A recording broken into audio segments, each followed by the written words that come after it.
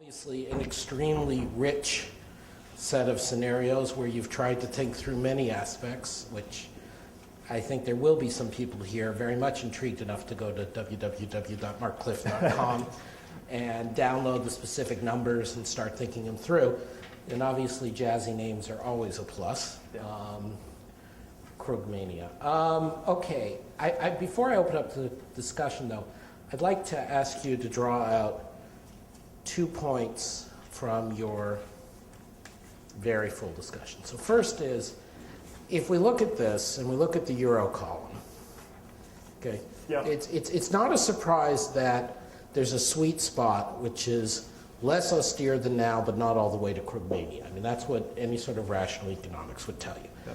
But it's interesting that you essentially have almost every scenario, including the two extreme scenarios, are telling you for euro depreciation. So can I ask you to comment just two ways on that? First, is there any scenario in your mind, because you've sort of got this weak one arrow up, maybe in Draghia, is there any scenario in your mind where people concerned about global rebalancing might take hope that the euro is going to strengthen?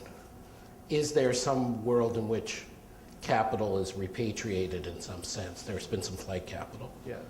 But also, you kept saying it's not an external imbalances crisis, and I think that's fair as far as it goes, but clearly that plays a piece of it.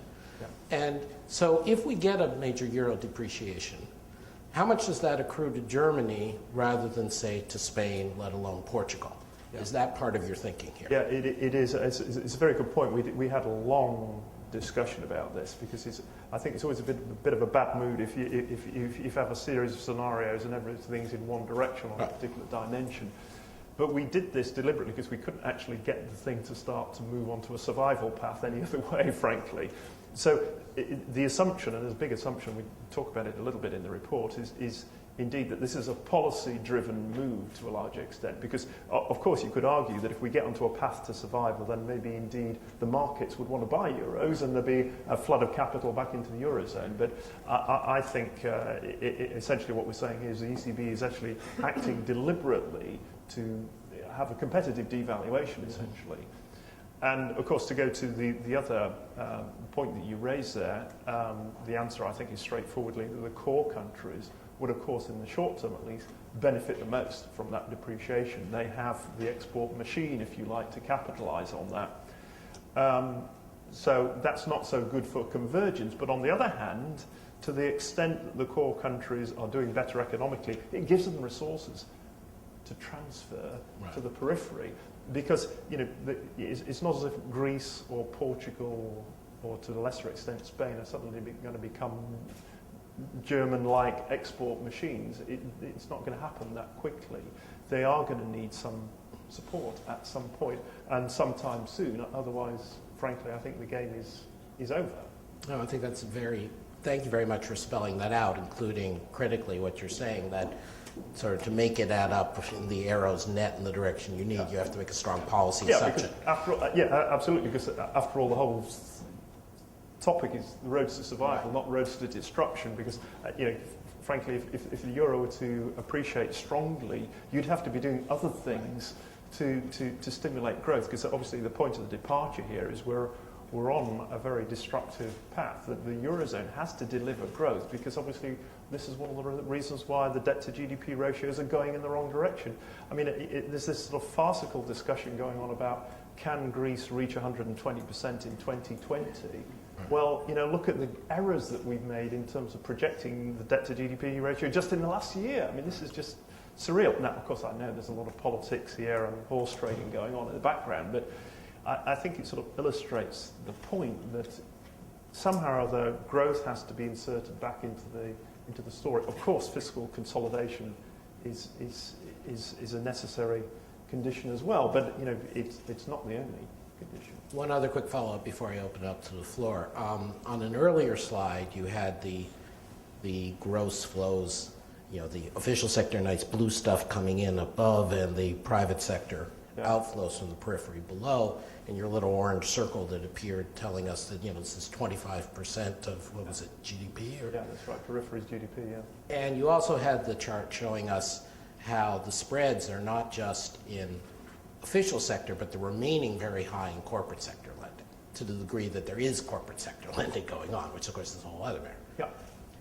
So I guess what I'd ask you is, did you do any spelling out in these scenarios, including, say, in the sweet spot scenarios, of whether there is a convergence or at least shrinking of some of the private sector spreads as well? Is that part of the scenario? And if so, on what kind of scale are you thinking about that? I just would say Ted Truman in this building always reminds us it's not just about net flows, it's about gross flows and composition of flows. So, among the many things you pointed out, having that kind of private sector flow displaced by public sector flow, but they're not one-for-one substitutes.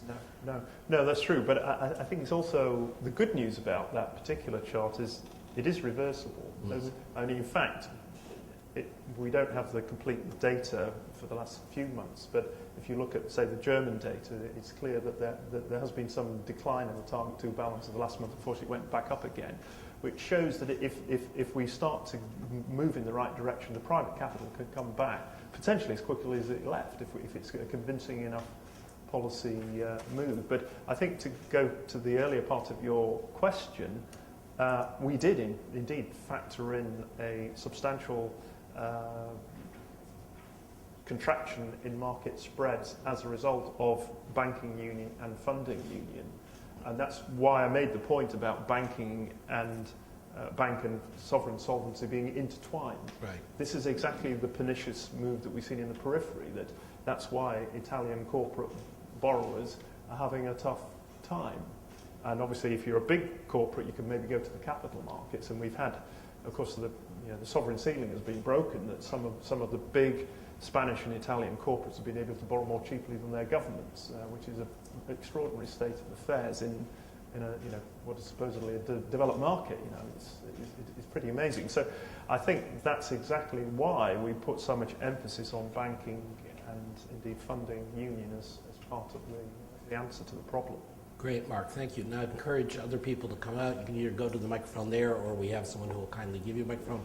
Bill Klein, do you want to go first?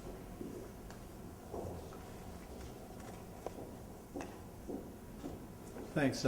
Very, very provocative and helpful in terms of thinking about the structure of this. I'm confused, though, where you come out on the fiscal balance. Right at the end, you said, of course, you need fiscal consolidation, but we're told that Krugmania is sort of great for output, and as you even in your chart, you had the debt to GDP ratio plunging under Krugmania, whereas the fiscal equation has got that first element, which is the deficit. So can you be a little more explicit? You've even got, to my mind, the key is that you don't have Greek-like, let alone Portuguese-like spreads on what you have to roll over. Yeah. Italy, Spain, as these big chunks of debt come due, you want to pay 5% on that and not 8%, 9%, 10%. But it seems to me that it'd be very likely. See, what I miss from this is the probability, the change in the market's estimate of the probability of default if you don't do the steady fiscal consolidation. I find it very difficult to believe that if, Italy announces that it's going to change its fiscal target because they've read Paul Krugman, we need a bigger fiscal deficit to get the GDP growing, my expectation would be the market would say all the bets are off and this decline in the spreads that we've seen is going to reverse, and then you get the self-fulfilling prophecy. So, and even in your chart there, you've got the yields going up in Krugmania. Well, they don't have a lot of room to go up from where they are right now without getting into the bad equilibrium. So if you could say a little bit more about how you deal with the default probability part of it in the fiscal consolidation. Yeah, sure. Well, I think it's also worth bearing in mind in that equation there's also inflation, because you do get an element of deflation helping to reduce the debt to GDP ratio. So it's nominal GDP that's important there as well. That's one thing. The other thing is that the fiscal reflation isn't just confined to the periphery. In fact, on the contrary, it's more likely to be led by the core countries in the short run. So I think certainly as long as we don't have fiscal union, it's incumbent on the core countries to take the lead in this. And I think just to show this, because I get this all the time, which is, the Germans and the Dutch say things like, well, we have to tighten fiscal policy in order to retain market confidence. So I say, okay, fine. So here we are. We've got the lowest bond yields in 300 years. What are you worried about? You do have some room for manoeuvre here. You don't have to. And after all, if you're trying to lead by example, it's not working very well, is it? So I think that's one element. And the other thing is, another important aspect of Krugmania, to be fair to it, and this is not just sort of trying to put myself into Paul Krugman's shoes, but it has to be coupled with a credible long-term fiscal adjustment commitment. And this is where, the Germans and the Dutch, I think, are definitely very strong. They talk about constitutional amendments and so on. I think that is probably an element of the solution as well, that you have to do something to convince people that you're not going to go off track. And you have to do something to tackle pension entitlements and healthcare and all those long-term issues that obviously you share here in the States as well. We have that, if anything, in some cases, all the more so. So in order to get yourself that breathing space in the short term to have that sort of fiscal stimulus, you have to have a credible long-term adjustment path. Now, that's obviously then it becomes very much a debatable point as to how far you can carry the markets with you and whether they're going to be convinced by all of this, because rhetorically you've been telling the opposite story for the last few years. So if they sort of turn around and say, hey guys, we got it wrong, and now what we're going to do is have a fiscal stimulus because we're in deep trouble, it's going to be a tough sell, I concede. But in the end, the core European countries are pragmatic. I mean, if you just have to cast your mind back to what happened after Lehman's collapsed, the Germans loosened fiscal policy pretty aggressively. They had their own equivalent of cash for clunkers and all the rest of it.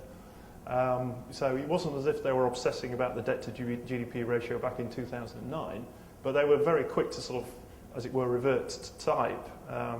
And there is a strong argument, if you like now, indeed, of setting an example, because I think essentially there's a sort of mindset in the core countries that we need really cast iron commitments from the periphery in terms of their willingness to put in place proper fiscal governance.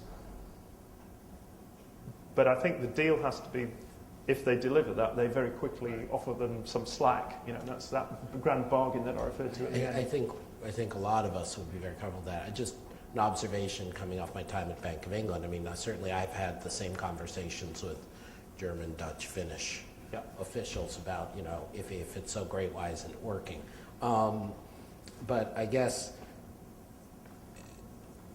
you had a chart somewhere, I forget which one, in which you showed that the current bond market spreads are not tightly correlated with current deficits. They're correlated with other factors, with growth, essentially.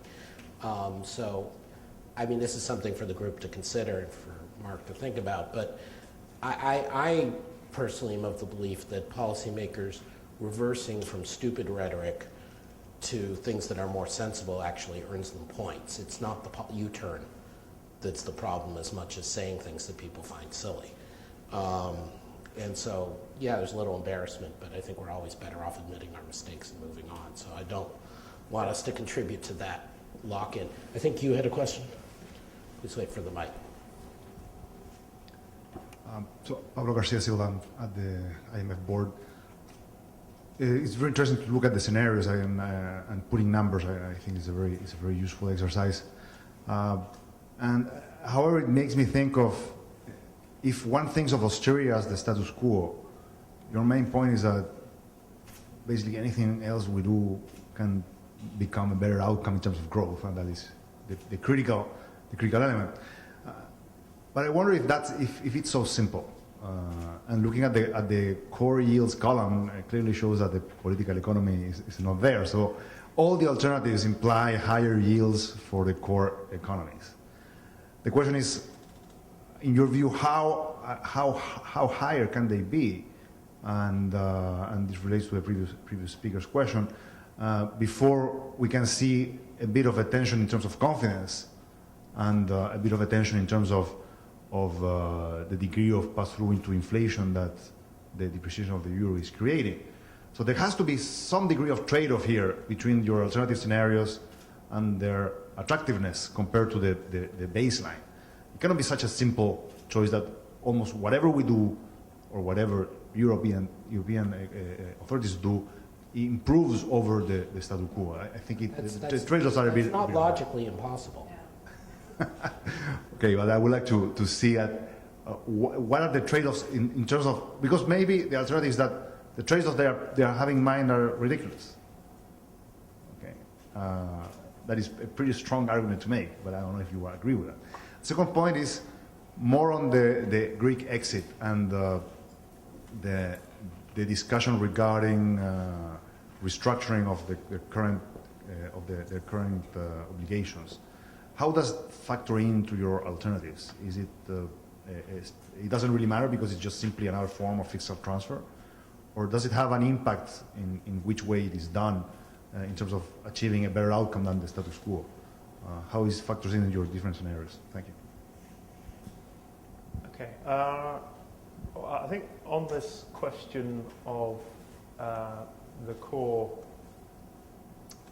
reaction to this, as it were, yeah, it's true that core bond yields rise in most of these scenarios, but that is what I call part of the survival trade. It's one of the reasons why the Germans are able to borrow at 10 years around 1.5% is precisely because it's a safe haven. It's breakup risk, if you like. So actually, higher bond yields for the core countries is actually a sign of success.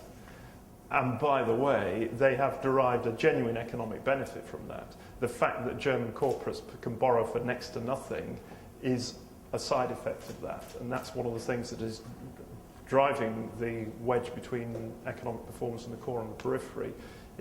So in other words, all they're doing is giving back the benefits, a bit like the ECB giving its profits back on the Greek support, if you will. So that's I think, part of the story here, that you know, inflation and higher bond yields actually are probably a sign of success here, because there's a sense of moving back to some semblance of normality. Sorry, what was it? He was asking you about Greece and how Greece, yeah, Greece okay. risk fit into your scenarios. Yeah. Well, I think there's a sort of tendency to say, oh, well, we can sort of ring fence Greece. You know, Greece is economically small, the private sector's already taken its lumps on this. But I find it very difficult to believe that you can really limit the contagion from a Greek exit. You know, a lot of the investors that I talk to, and a lot of the companies that I talk to in particular, would see a Greek exit as a sort of crossing the Rubicon, if you will. Things would never be the same again, and you know, there are a lot of big multinationals that I know of have contingency plans just for a Greek exit, saying, right, okay, we cannot afford to operate in the same way if monetary union is no longer irrevocable. It's just such a profound shift. So you can sort of talk in comforting terms about the ECB's readiness to support the peripheral bond market, but it's not just about that. This is just a very deep-seated psychological change, and that's why. And I think the other thing, which is I find really quite puzzling, is a lot of commentators who talk about Greek exit as being an inevitable consequence of Greek debt restructuring. I think everybody has to recognise that at some point there will have to be a further restructuring of Greek debt, but it doesn't naturally follow from that Greece has to leave monetary union, far from it. And that, yeah, you could argue that the Greeks might be better off outside monetary union if they can depreciate the currency, but you know, there's plenty of case history of countries that have depreciated the currency and they've frittered away the competitiveness gains in inflation. So, yeah, do you want to take that risk? And by the way, I think the Greeks will probably think we're better off remaining part of the family. We're probably more likely to get some resource transfers if we try and take our medicine. Anyone else? Sorry, Antoine, and then the lady over there. I'm sorry, I don't remember your name, and then Felix. If fiscal transfers are clearly not the only road to survival, but probably an element on the road to survival, I wonder whether they would politically be more palatable if there would be a clear quantification of the benefits to, let's say, Germany, Holland, I happen to be from Holland, of both basically a low currency, and also a currency that is much lower than it otherwise would be, and also low interest rates, safe haven effect, easing, etc., that you have explained. I mean, is it possible to quantify this and look at those benefits and then compare them to the costs of the fiscal transfers? If you could do that, it would seem to me that they become more palatable. Has that been done? It hasn't, but it's a very good idea, actually. Yeah, I think that's right. Well, because one of the other exercises that we've been doing is doing a sort of back-to-back calculation of the cost of breakup versus the cost of keeping it together, because neither of these are costless, and it's a sort of element of choose your poison, I suppose. But I think what a lot of commentators seem to miss is the huge transitional costs of exit. But your point, obviously, is slightly different, which is a sort of trade-off in terms of, indeed, the benefits of keeping the Eurozone together to the core countries as a quid pro quo for the fiscal transfers. I think it is an excellent idea. So. Yeah, it might be a good homework project for us here, actually, if we can figure out someone with willing to do it. We'll give you a hand with that. Yeah. That'd be good. I'm sorry, the lady in the brown jacket. Thank you. I'm Melanie Wheeler. I'm here with USTR, but also a student next door at SAIS. And I was just wondering if you think it's politically possible in the short or even the medium term to sell European solidarity when many European countries are also struggling with solidarity internally. For example, in Spain or Britain. Yeah. Or Italy, for that matter. It's a very tough ask. I concede, and it's unfortunate that there hasn't been some more sustained effort to do this so far. But it is actually quite interesting that we just been through the elections in the Netherlands. That in the end, the Dutch public, despite some pretty colourful rhetoric from some of the populists, did vote for politicians who were more supportive of monetary union. I mean, maybe to some extent it was accidental, but I think there is a step in the right direction. And I'm sort of, it's interesting. People often judge German politics by reading Anglo-Saxon news reports of Bild Zeitungs, very aggressively anti-Greek pieces. Which is a bit like judging the psychology of the British by reading the sort of British tabloid press. I mean, they're not regarded seriously by most people. I mean, some people take them seriously, obviously, but So I'm a bit more optimistic about the willingness of core European populations to act in a sort of communautaire way if it is actually explained to them clearly. And I think goes back to the previous questioner's observation, which I think is a very good one, which is to actually explain to people the benefits of this, because there's a tremendous amount of pride, obviously in Germany about their export success. So they're not oblivious to the fact that their prosperity is based on exports. And okay, it's not exports to Greece, but nevertheless, I think they are sort of open societies. And I think we just need to see the politicians dialing back the rhetoric a little bit and moving towards a more solidarity-orientated approach. And plus, people aren't completely immune to the social pain that the likes of Spain and Greece are sort of going through. It's interesting talking to my colleagues who were actually on holiday in the summer. I think holidays are a very good thing, you know, and maybe one fiscal stimulus would be good to be to give tax relief to people going on Mediterranean holidays. But, you know, they came back with stories of being really shocked about the visible signs of distress in society, boarded up shops and people on the streets and so on. And so I think there's potential building block there for building that sort of solidarity. No, that's great. Sorry, we've got a lot of questions for some reason, almost all on this side. Felix, who's there, if you want to go to the mic so we can identify you. And the gentleman on the other side next to the mic, if you'd be next. And then I know the person sitting in front of Bill is third. I have a question on your scenarios, which I found very interesting on GDP growth. What I find interesting, if you look at those, then first of all, they all point upwards. So the worst seems to be behind us if 2012 is what we're currently on.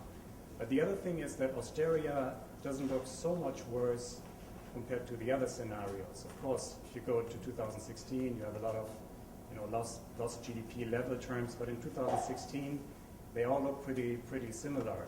So if you go from if you were talking to a German politician, I guess what they would be concerned about is the GDP growth post-2016, depending on which scenario you go to. And if you go to inflationia, whether that has long-run implications, negative implications, which outweigh the short-run benefits, which may not be as large as you as people would assume. What would you respond to that, given that incentives for structural reforms would be lower, things like that? I should just point out before you reply, that's Felix Höfner from the Institute for International Finance, who used to run the Germany desk at the OECD, correct? And just a reminder to everybody, even since my memory is spotty, please identify yourself when you get up to speak. Well, I think I wouldn't sort of minimise the differences between the scenarios. First of all, we tried to be relatively conservative about how strongly we were pulling the policy levers. So there was a bit of a sort of sanity check or plausibility check here. Now, that's obviously a separate point to the one about extracting the politics from the exercise.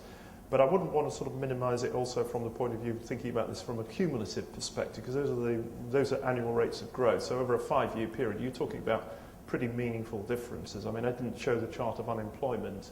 There's a non-trivial difference in terms of unemployment, and plus also the sense of being on the right track, I think, would be very important sort of psychologically, because at the moment, let's take unemployment. I think it's probably a better barometer than GDP, because this is the one that really affects the psychology and the politics most intensely. The fact that Spanish unemployment has broken the 25% level, and if anything, I think the risk is that it's going to be accelerating on the upside. It's not merely going to continue to increase. When you see the fiscal austerity kicking in, 100 basis points off long-term bond yields is good news, but it's not going to offset the degree of fiscal tightening that's coming through the pipe. So, unemployment at 27%, I think, is pretty much in the bag, but we could be pushing 30%. So I think from that point of view, don't underestimate the significance of the differences in the scenarios. But of course, if you want to choose more aggressive assumptions there, then that's also a possibility. We weren't, as it were, trying to make these as forecasts. It was merely to illustrate the principles of this. And incidentally, if you wanted to choose opposite assumptions about more fiscal tightening, you could do that. But of course, the consequences, I think, would be fairly obvious, and we would definitely be going even further off track. Because bear in mind, our objective here was to figure out a road to survival. That's why they all tend to point in one direction. We're trying to figure out policy combinations which would get us moving in that direction. Gentleman there, and then this gentleman, then my tall friend with the blue tie, and then Barry behind him. Just a plug for a future Institute event with Howard Rosen and Steve Wiseman. We've organized a special conference coming up on January 7th on ethics and globalization in theory and practice, thanks to the Niarchos Foundation. And one of our 4 main sessions is going to be about this question of intergenerational timing trade-offs.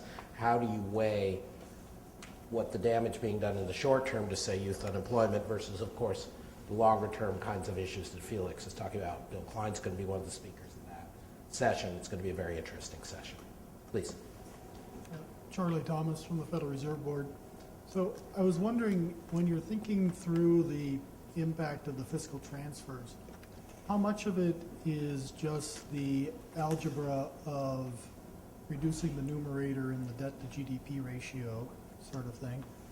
And how much of it is through the real extra spending moving through to activity and growth, that channel? And the reason I ask is, I wonder if you looked at the extent to which the transfer could be effectively private, in that something that promotes direct investment, new investment from, say, Germany building its BMW plants in Spain, something like that, to try to, I mean, that gets you the activity part. It may get you some transfer of managerial know-how, that sort of stuff too, right? That's a common theme for other development problems, and I wonder to the extent that you thought about putting that in, or if it just isn't in the politics. Yeah. I think that's a very good question. I would say in terms of the fiscal transfers, we did try to look at the sort of multiplier effects and how that would sort of feed through in terms of growth. It's and it is pretty powerful, because obviously these economies are pretty heavily interconnected. So you plug this in a macro model, you do get a sort of virtuous circle going if you can somehow chock it in a sort of positive direction. But I think you made a very interesting point there also about private sector transfers, or capital flows, if you will, I suppose. And to be honest, we didn't really factor that in, but that could have a very benign effect as well, that if indeed people think that monetary union is going to be sustained, then a lot of the sort of cash hoarding that corporates have been engaging in could start to go into reverse, because there's a lot of companies that are whose balance sheets are in great shape. They've hoarded cash because they're uncertain about what's going on. Obviously not just in Europe but elsewhere. But I think if they could say, right, actually, Spain and Italy are definitely going to be in the game. We've removed that, if you like, that policy uncertainty. They're addressing some of the problems in terms of the labour market. Their wages are under downward pressure. Now is the time to be thinking about this actually being a good place to locate our investment. So that could start to kick in. But I suspect that's probably more of a longer term effect. It would be sort of years 1 and 2. But I think if you can get us moving in that direction, then it might actually increase the scale of the positive effects of the transfers. But of course, there is also a counter-argument to that, which my German colleague was very keen to point out, which is that the record of, shall we say, badly constructed fiscal transfers is sort of a warning that if you don't have the right incentives in place, this stuff can get frittered away. And there's lots of scandals, of course, of the structural funds in the EU as well that people will trot out at this point. I mean, obviously the Germans are sort of looking at what's happened in East Germany.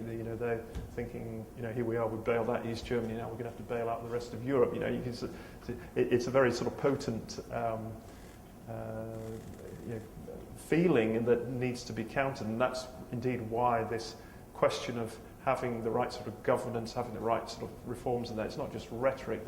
They want to see solid evidence that there is a proper framework, that these transfers will get used properly. And I think that there's an element to which it wouldn't be just transfers into the general budget, that it's more likely to be some kind of investment program. Maybe there's a role for the EIB or something, so that you make sure that this stuff gets used productively and it actually starts to improve the long-run growth prospects of these countries, which is obviously fundamental to the whole process of survival. And of course, to be fair to our colleagues like Jacob and Fred and Anders, they would, I think, make the argument that part of the motivation of the Northern European approach is to enforce those kinds of structural reforms, which will pay off. Yeah. We're running short on time. I'm going to ask this gentleman to go, Mark to respond, and then the two people I already identified, I'm afraid I'm going to have to cut it off there. We'll ask their questions together, and we'll ask Mark to be short. So please. Hi, my name is Muir MacPherson. I'm an economist at Bloomberg. So if I understand you correctly, most of your scenarios for renewed growth in Europe involve a significant depreciation of the euro so that Europe can run a trade surplus. And if I have understood you correctly, who do you imagine is running the trade deficit on the other side? And do these scenarios therefore require the cooperation of trade partners? Yeah, the point, the short answer is yes, it does require some cooperation, but I think this is probably, as it were, a price worth paying. You know, this is a big discussion we had, obviously, in particular here in the US, because obviously the US is in the process of trying to reinvent its economic model, obviously, towards more export-led growth away from debt-fueled consumption, as it were.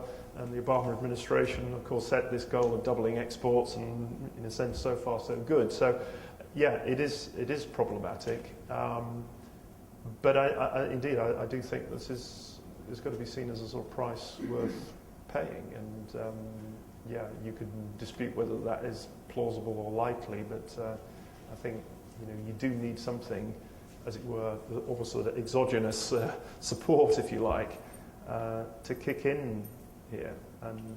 Because it's interesting how the whole traditional debate about macro policy and thrust of policy has got lost in all of this.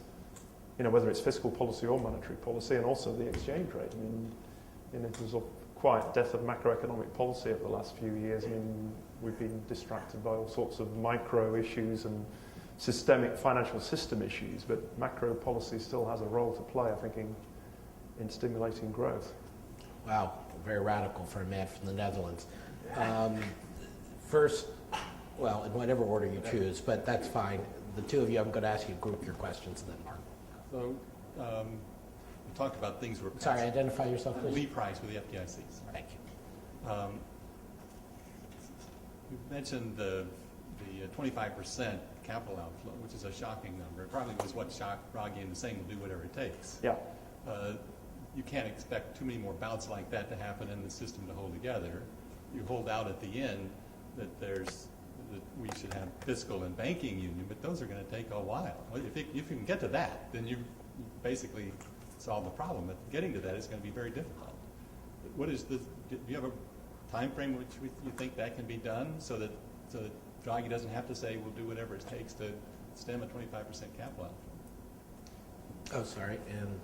Barry Wood from RTHK in Hong Kong. My question is your assertion that without fiscal transfers to the periphery, the game is over.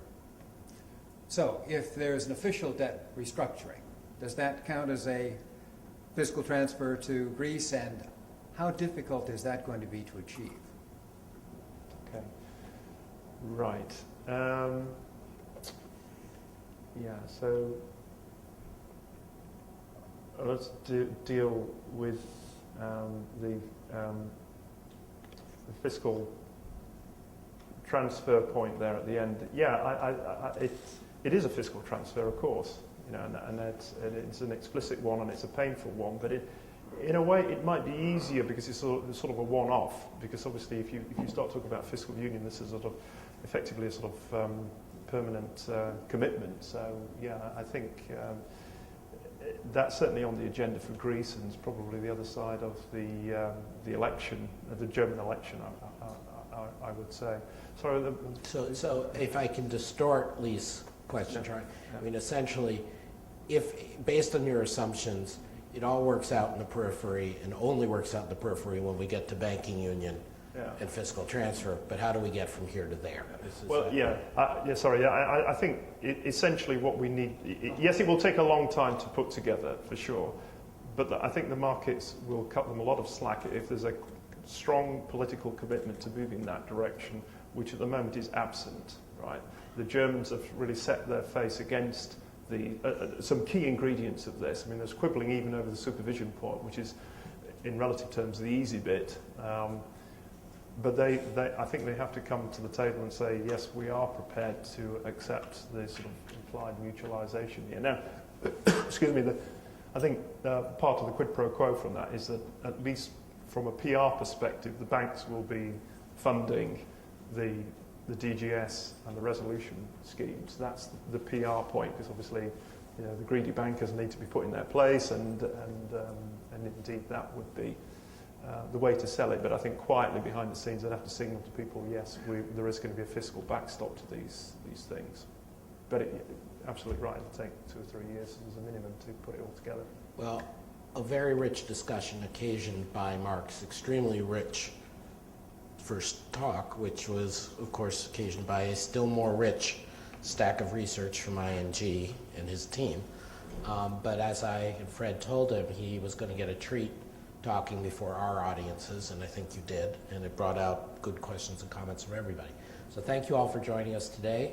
We will continue to be the Center for European Discussion, and maybe we will do a bit of that homework that Antoine suggested. Yeah. Thank you very much. Okay. Thank you.